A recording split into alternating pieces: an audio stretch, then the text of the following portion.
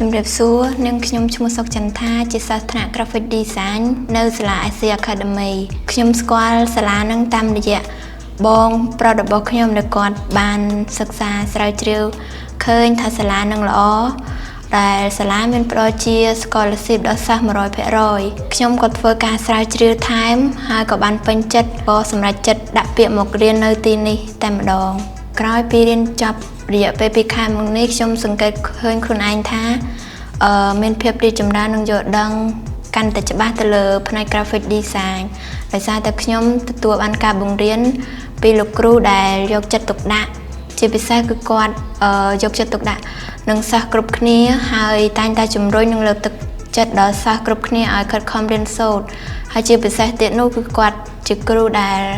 ពូកែម្នាក់ហើយក៏មានបទពិសោធន៍ច្រើនឆ្នាំទៅលើជំនាញ graphic design សម្រាប់ការបង្រៀនរបស់លោកគ្រូគឺគាត់បង្រៀនបានល្អដោយសារតែគាត់បង្រៀនតាមជំហានបង្រៀនមួយយឺតហើយតែងតែនៅចាំសិស្សដែលគាត់រៀនមិនសូវទាន់គេគាត់បញ្យល់ធ្វើយ៉ាងណាឲ្យគាត់បានយល់ដឹងគ្រប់គ្នា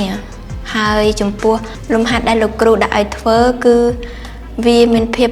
ទាក់ទាញស្រស់ស្អាតនិងមានភាពច្នៃប្រឌិតដែលធ្វើឲ្យយើងកាន់តែមានភាពរីកចម្រើនក្នុងការច្នៃប្រឌិតថែមពីលើទៀតក្រោយពីសិក្សា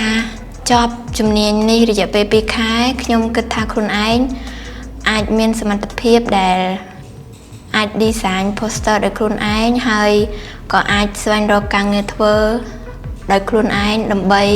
ពង្រឹងសមត្ថភាពតទៅទៀតបានខ្ញុំនឹង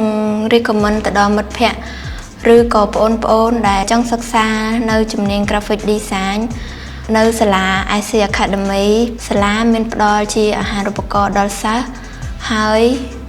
សាលាក៏មានគ្រូបង្រៀនល្អៗយកចិត្តទុកដាក់ចាំជួយនិងជំរុញយើងជានិច្ច